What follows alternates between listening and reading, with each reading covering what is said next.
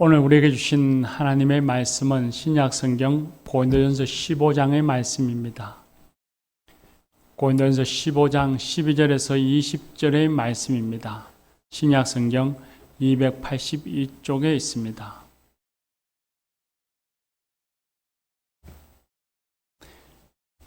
이제 하나님의 말씀을 경청하시겠습니다. 그리스도께서 죽은 자 가운데서 다시 살아나셨다 전파되었거늘 너희 중에서 어떤 사람들은 어찌하여 죽은 자 가운데서 부활이 없다 하느냐. 만일 죽은 자의 부활이 없으면 그리스도도 다시 살아나지 못하셨으리라. 그리스도께서 만일 다시 살아나지 못하셨으면 우리가 전파하는 것도 헛것이요 또 너희 믿음도 헛것이며 또 우리가 하나님의 거짓 증인으로 발견되리니 우리가 하나님이 그리스도를 다시 살리셨다고 증언하였음이라. 만일 죽은 자가 다시 살아나는 일이 없으면 하나님이 그리스도를 다시 살리지 아니하셨으리라. 만일 죽은 자가 다시 살아나는 일이 없으면 그리스도도 다시 살아나신 일이 없었을 터이요 그리스도께서 다시 살아나신 일이 없으면 너희의 믿음도 헛되고 너희가 여전히 죄 가운데 있을 것이요 또한 그리스도 안에서 잠자는 자도 망하였으리니 만일 그리스도 안에서 우리가 바라는 것이 다만 이 세상의 삶뿐이면 모든 사람 가운데 우리가 더욱 불쌍한 자이리라. 그러나 이제 그리스도께서 죽은 자 가운데서 다시 살아나사 잠자는 자들의 첫 열매가 되셨도다. 아멘. 이 말씀으로 은혜 주실 줄 믿습니다. 우리 마타나 중창단 그리고 바울 중창단 연합에서 찬양하겠습니다.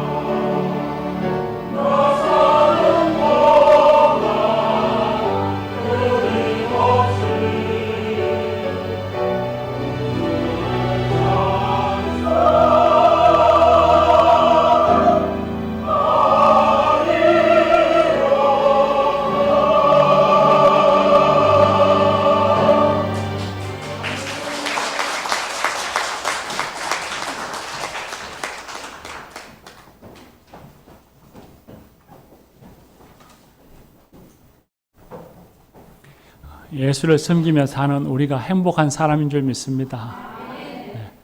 예수님 이름을 부르며 살아가는 우리가 되십시다. 할렐루야. 2015년에 개봉해서 1,000만 명 이상의 관객을 동원했던 암살이라고 하는 영화가 있습니다. 당대에 쟁쟁한 배우들인 이정재, 또 전지현, 하정우 같은 배우들이 출연을 했던 영화였고, 특히 전지현 씨가 열연했던 안옥윤이라고 하는 그 인물은 실제로 여성 독립운동가 남자연 선생님을 모델로 한 것이라 더욱 유명했던 그런 영화였습니다. 이 영화에는 독립운동을 하다가 변절해서 일본 밀정 노릇을 하는 사람이 나옵니다. 이정재 씨가 열연했던 염석진이라는 인물이 나옵니다. 김구승생과 의열단이 친일 거물 사업가인 강인국과 간도 참변의 주범인 가와구치 소장을 암살할 계획을 세웠는데 이 밀정 염석진으로 인해서 처음엔 그 계획이 실패했습니다. 그리고 참여했던 동료들이 다 죽었습니다. 영화 마지막 장면에 보면 밀정 염석진이 임시정부가 파견한 암살자 안옥윤에게 암살을 당합니다. 죽기 전에 안옥윤이 그 염석진에게 묻습니다. 왜 동지들을 팔았느냐?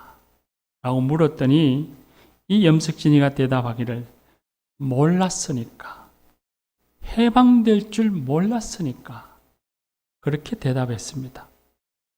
일본은 승승장구하고 있고 대한민국은 절대로 해방을 얻을 수 없다고 믿었기에 독립운동하는 것이 무의미하다 여겼고 오히려 친일파로 살아가는 것이 좋다 생각했고 심지어는 자기 동지들을 팔아 넘기는 것이 지혜로운 삶이라고 생각했다는 것입니다.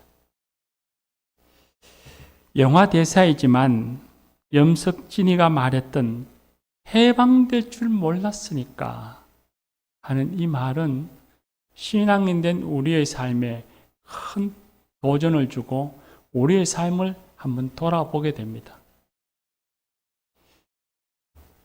초대교회, 특히 오늘 고린도전서의 말씀을 처음 읽었던 첫 독자가 되는 고린도 교회에는 부활이 없다라고 말하는 사람들이 있었습니다. 그래서 바울 사도가 주님의 말씀을 전하기를 예수 그리스도께서 다시 살아나셨는데 왜 부활이 없다고 하느냐?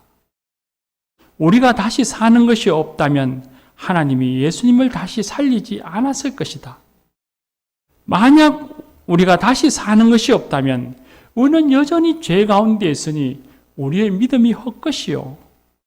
우리가 이 세상의 삶뿐이라면 열심히 복음을 전하고 믿음을 지키며 경건의 삶을 살아가는 우리가 모든 세상 사람들 가운데 가장 불쌍한 사람이 아니겠느냐. 그런데 왜 부활이 없다고 말하느냐. 예수님께서 다시 살아나셔서 부활의 첫 열매가 되셨으니 우리가 그 다음 열매가 되어서 우리가 부활할 것이다 하시면서 부활이 있음을 전하고 다시 살아날 것을 믿어야 함을 가르치는 말씀입니다. 이 말씀은 그리스도인들에게 신앙적인 통찰과 또 우리가 살아가야 할 방향을 아주 강력하게 제시해 주는 그런 말씀입니다. 두 가지 정도를 생각해 볼 수 있습니다. 첫 번째는 부활신앙은 내세신앙에 더하여서 종말신앙일 때의 진정한 부활신앙이 된다는 것입니다.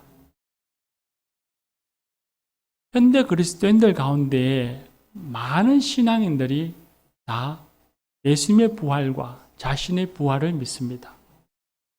우리 신천제일교회 성도님들도 다 부활을 믿는다고 저는 생각합니다. 부활신앙을 가지신 줄 믿습니다. 그런데 대체로 그렇게 부활신앙이 믿는 사람들의 부활신앙의 그 모습 혹은 그 생각을 살펴보면 대체로 내세의 부활을 믿는 수준에 그치고 있습니다.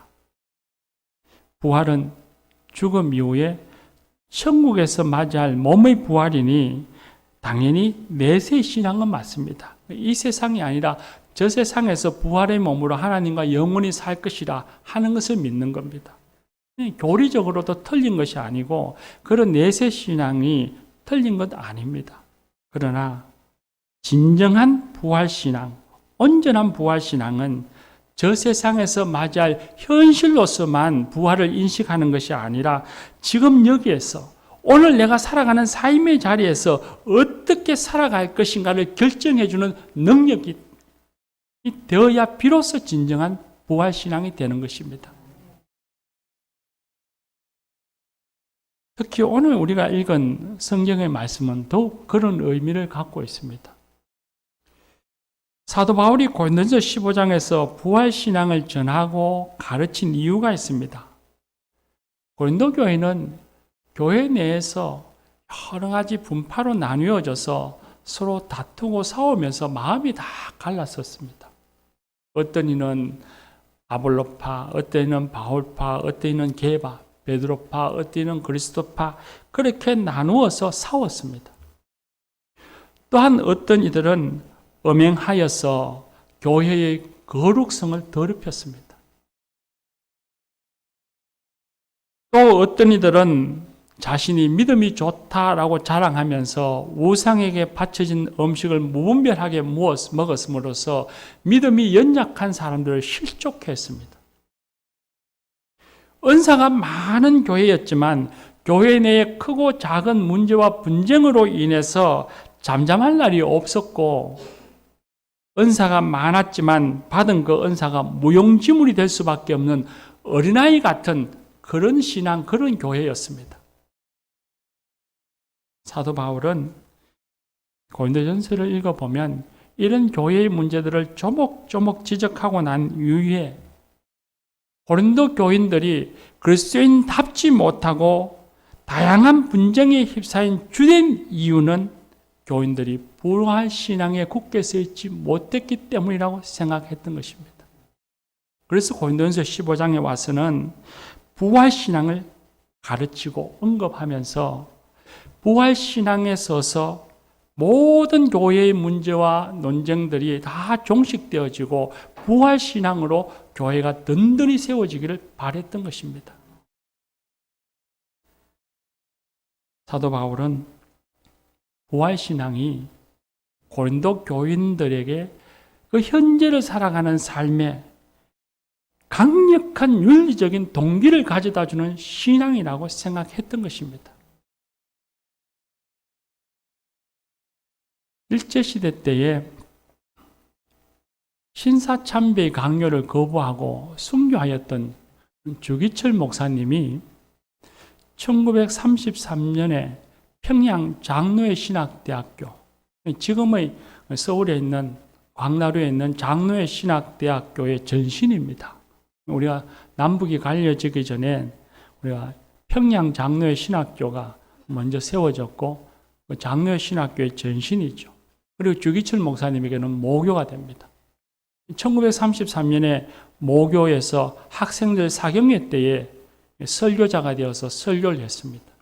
그때 한 설교 중에 유명한 설교가 있고 지금도 목사들 사이에서 회자되어지고 가르침을 주는 설교가 있습니다. 그 설교의 제목이 일사각오입니다. 죽음을 각오하고 신앙을 지켜야 한다는 것이죠. 근데 그 일사각오라는 설교를 보면 세 개의 대지가 있는데 그 마지막 대지가 무엇이냐 하면 부활의 진리를 위해서 일사각오하라 하는 가르침이고 말씀이었습니다. 주기철 목사님이 일사각오의 삶을 살아갈 수 있었던 것은 그에게 부활신앙이 있었기 때문이었습니다. 주기철 목사가 순전한 신앙을 가지고 올곧은 신앙으로서 신사참배를 거부하며 순교의 길을 걸어갈 수 있었던 그 힘은 그에게 부활신앙이 있었기 때문이었습니다. 이 세상의 삶이 전부가 아니라 부활의 세상, 부활하여 하나님을 만날 것이라고 하는 부활신앙이 있었기에 조희철 목사는 현재의 삶에서 신앙을 저버리지 않았고 예수님을 따라가는 삶을 살 수 있었던 것입니다. 부활신앙은 내세 신앙이기도 하지만 저 세상에 가서 하나님과 영원히 부활의 몸으로 살 것이라고 하는 내세 신앙이기도 하지만 현재의 삶에 강력한 영향을 주는, 현재 우리의 삶에 강력한 힘과 능력을 주는 정말 신앙인 것입니다. 아이고, 이 힘든 세상, 어렵고 복잡한 세상, 대충 살다가 죽어 천국 가면 되지 하는 것이 부활신앙이 아닙니다. 언젠가는 나도 죽으나 다시 살아 하나님 앞에 서게 될 것이라고 하는 의식, 언젠가는 내가 부활하여 하나님 앞에 서는 날이 있을 것이라고 하는 그 믿음을 가지고 살아가는 것입니다. 코람데오, 하나님 앞에서. 신학적으로 종말론적 의식이라고 말합니다. 하나님 앞에서 서는 날이 있을 것이다. 하나님 앞에 내가 언젠가 서는 날이 있을 것이라고 하는 그 믿음을 가지고서 현재를 살아가는 것, 그것이야말로 부활신앙인 것입니다. 예수 그리스도께서 죽은 자 가운데서 부활하여 첫 열매가 되셨으니, 부활의 첫 열매가 되셨으니 우리도 부활하여 하나님을 만나는 날이 있을 것이라는 믿음으로 가지고 세상을 바라보면 이 세상이 예전과는 다르게 보입니다. 예전에 신앙을 갖지 못했을 때와는 다르게 이 세상이 이해되어지고 해석되어지고, 그리고 내 앞에 주어져 있는 현실 앞에 예전과는 다르게 반응할 수밖에 없게 되어집니다. 영화에 나오는 염석진처럼 이 현실이 영원히 이어질 것처럼 생각해서 안일하게 살아가는 자신의 생각과 자신의 삶의 자세를 바라보게 되고 화들짝 깨어나 놀라면서 회개하고 새로운 길로, 예수 그리스도의 길로 걸어가게 될 것입니다. 그렇다고 한다면 부활신앙을 가진 사람들의 삶은 어떤 삶이어야 할 것인가 하는 생각을 해보게 됩니다. 우린 각자의 삶의 처지가 다르니까 각자의 삶의 상황을 다 이해해서 조목조목 말할 수는 없겠지만, 우리가 근원적인 이야기를 하면 예수 그리스도의 가르침을 따라 사는 겁니다. 자기 욕심대로, 자기 마음대로 거기에 이끌려 살아가고 거기에 휩쓸려 살아가는 것이 아니라 예수님을 따라 살아가는 것입니다. 자기의 이익과 명예와 권력을 취하기 위해서 몸부림을 치고 나쁜 일도 서슴없이 하는 비윤리적인 행동을 하지 않는 것입니다. 고린도 교회의 교인들의 그 신앙의 형태들과 우리가 비교해서 생각해 보면, 자기를 자랑하여 타인을 멸시하고 당파를 지어 분쟁하지 않는 것입니다. 음행하며 쾌락에 젖어 살지 않는 것입니다. 비난과 불평으로 공동체의 화목을 해치지 않는 것입니다. 연약한 사람들을 돌아보고 주님의 복음을 전하며 섬기고 사랑하며 살아가는 사람이 되는 것입니다. 우리가 살아가는 것이 이 세상뿐이라면, 한 번뿐인 인생, 한 번뿐인 이 세상 마음껏 누리며 살겠노라고 누릴 수 있는 것 다 누리고 갖고 싶은 건 욕심을 내어 남을 해치면서까지 살아갈 수 있겠지만, 부활해서 여기가 끝이 아니고 부활해서 하나님을 만나 하나님과 함께 영원히 살 것이라고 하는 믿음이 있으니 거짓되고 악한 삶을 살 수가 없는 것입니다. 하나님 앞에 섰을 때에 부끄럽지 않는 삶을 살아가도록 노력해야 합니다. 두 번째는 부활신앙에서 그리스도인의 시간관을 새롭게 정립해야 한다는 것을 배웁니다.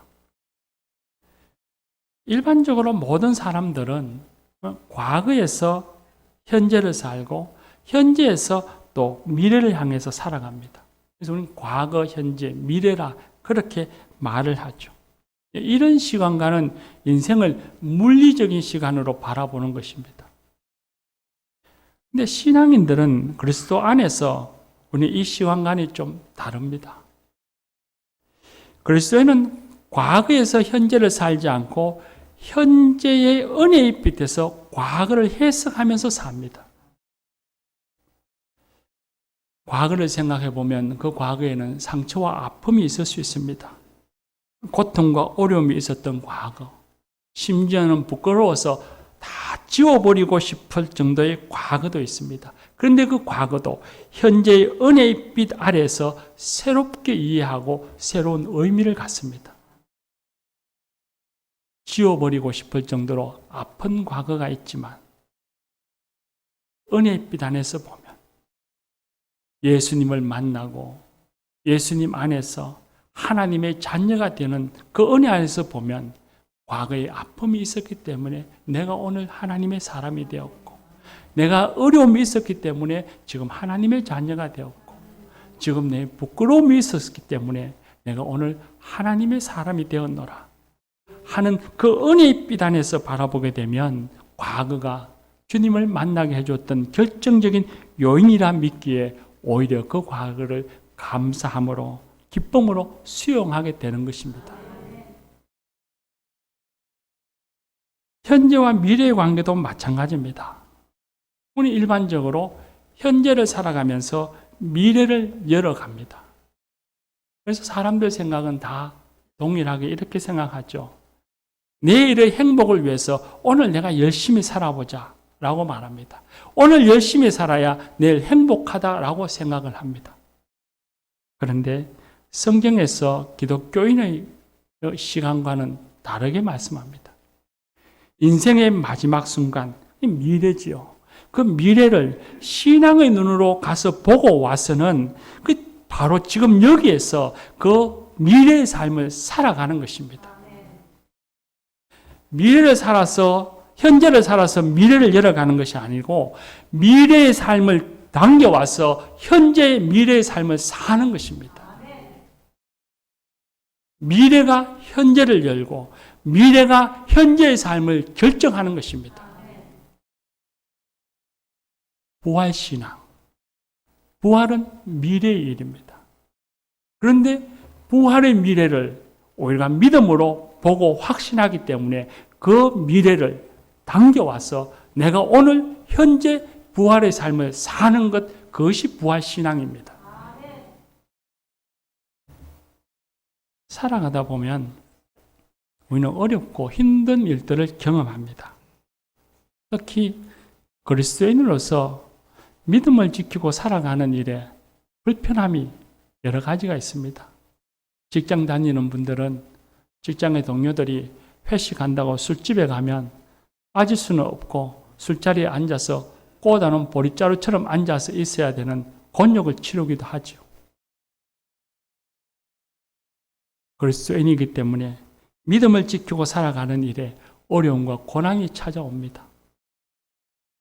또한 세상의 온갖 유혹과 시련 앞에서 그리스도인들도 낙담하고 좌절할 일도 생기게 됩니다. 그런데 이럴 때에 부활신앙은 그 어려움을 겪고 있고 고난을 맞닥뜨리고 있지만 결국에는 마지막에는 영광의 부활에 이를 것을 믿고서 고난 중에도 믿음을 포기하거나 낙심하거나 좌절하지 않게 해줍니다. 부활신앙의 힘이고 능력입니다. 고난에 삼켜지지 않고 인내하며 믿음과 소망을 지키게 해줍니다. 구약 성경에 나오는 이스라엘 백성들을 보면 그들은 미래에 가나안 땅에 들어가리라고 하는 하나님의 약속의 말씀이 있었습니다. 가나안 땅에 들어가는 것은 미래입니다. 근데 그건 하나님의 약속이고 이미 주어진 확정된 일입니다. 그럼에도 불구하고 이 이스라엘 백성들은 미래를 바라보고 미래를 당겨와서 현재를 살아가지를 않았습니다. 광야길이 힘들고 거칠고 어렵다고 그들은 불평하고 낙담하고 과거를 회상하면서 다시 애굽으로 돌아가고 싶다고 원망했습니다. 그런 그들을 바라보시면서 하나님은 실망하셨고 그들을 징계하시기도 하셨습니다. 이스라엘 백성들은 미래가 있었지만 그 미래의 삶을 당겨와서 현재를 살아가지 못하는 사람들이었습니다. 그러나 하나님이 주신 미래, 부활을 믿는 믿음의 사람들, 미래의 부활을 당겨와서 현재를 살아가는 저와 여러분 그리스도인들은 현재의 고난의 한복판 속에서도 현재의 고난은 장차 우리에게 나타날 영광과 비교할 수 없도다 선포하며 그 고난과 맞서 싸웁니다. 우리에겐 부활의 승리가, 내일의 승리가 기다리고 있고 그 승리는 반드시 내게 올 것이라 믿기 때문입니다. 이것이야말로 부활의 힘이요 능력입니다. 교우 여러분, 부활신앙은 우리에게 경각심을 일깨워주는 자명종 같다는 생각을 합니다. 현실에 안주하고 현실의 영광을 위해 살아가는 성도들에게 하나님 앞에서 설 날을 기억하게 하고 하나님 앞에서 결정하고 결단 있는 삶을 살아가도록 해주기 때문입니다. 일반적으로 신앙인이라고 한다면 우리는 하나님의 뜻을 모르지 않습니다. 하나님의 뜻이 무엇인지를 알고 있습니다. 내가 어떻게 살아가는 것이 하나님이 기뻐하실 일일까를 모르지 않고 아닙니다. 물론 교회에 아예 처음 온 초신자라면 잘 모를지 모르나 그러나 윤리적으로 어떻게 살아가야 할 것인지 모르는 그리스도인들은 거의 없을 것입니다. 하나님의 뜻을 몰라서 잘못 결정하는 경우는 거의 없다. 저는 그리 생각합니다. 그럼에도 불구하고 하나님의 뜻을 따르지 못하는 이유가 그 뜻을 쫓아 살면 내 인생이 힘들어질 것이라는 두려움 때문입니다. 실제로 인간적으로 보면 주님의 뜻을 따라 살면 어려워지기도 합니다. 세상 말로 하면 인생이 꼬여가는 것 같기도 합니다. 그래서 우리는 하나님의 뜻을 알면서도 눈을 감고 귀를 막고 그 방향으로 결단해서 살지 않는 것이지 않을까 생각합니다. 영화에 나오는 밀정 염석진처럼 쉽고 편하고 자기 행복을 쫓는 방향으로 삶을 결정합니다. 그런데 그렇게 살아가려고 하는 우리에게 주님은 말씀하십니다. 이 삶이 전부가 아니며 너희는 반드시 죽어 다시 하나님 앞에서 발견될 것이며 너희는 가장 영광스러운 존재들이다. 세상에 누가 뭐라 해도 그리스도인답게 사는 것은 초라한 것이 아니라 위대한 것이다. 말씀하십니다. 세상 사람들이 보기에 그리스도인들은 세상에서 아웃사이더 같고 믿음이라고 하는 것이 지금은 아무것도 아닌 것 같고 세상의 가치나 판단의 기준으로 보면 마치 패배하는 인생 같지만 그렇지 않습니다. 우리는 반드시 승리할 것이요. 부활해서 하나님의 영광 가운데 가는 승리가 우리를 기다리고 있습니다. 그 기다림, 그 부활을 우리는 당겨와서 오늘 부활의 삶을 살아야 합니다. 그러기 위해서는 우리가 부활이 있음을 늘 잊지 말아야 하는 것입니다. 현대 우리가 살고 있는 삶이 어쩌면 염석진이라고 하는 영화에 나오는 사람, 그 일제시대의 삶과 우리의 삶이 그렇게 별로 다르지 않을 것이라는 생각을 합니다. 일제시대 때도 많은 사람들이 일제의 유혹과 강압 아래에서 살았고, 그 유혹과 강압 아래에서 그들은 독립이 되지 않을 것이라고 생각하고 밀정의 삶을 살아야 할 것인지, 아니면 독립이 될 것이라는 것을 믿고서, 미래에 독립이 일어날 것이라고 하는 것을 믿고서 계속해서 독립운동을 할 것인지를 결정하는 갈림길에 서 있습니다. 그리고 이 염석진은 결국은 독립이 되지 않을 것이라 생각하고 밀정의 길을 결정했던 것이죠. 오늘 우리가 살아가는 삶을 생각해 보면 그리스도인들은 끊임없이 우리의 일상 속에서 영적 전쟁을 하고 있습니다.